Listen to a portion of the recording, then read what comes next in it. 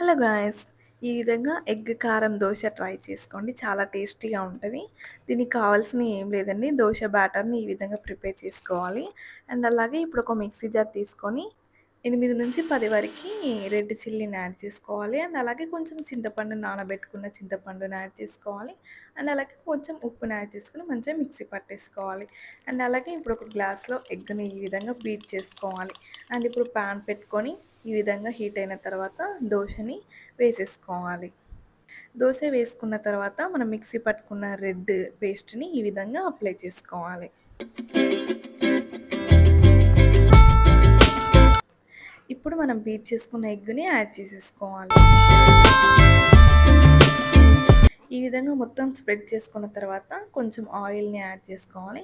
ఆయిల్‌ని యాడ్ చేసుకున్న తర్వాత ఈ విధంగా 2 సైడ్‌లా మంచిగా రోస్ట్ చేసుకోవాలి. అంతే ఎంతో టేస్టీగా ఉండే ఎగ్ కారం దోస రెడీ అయిపోయింది.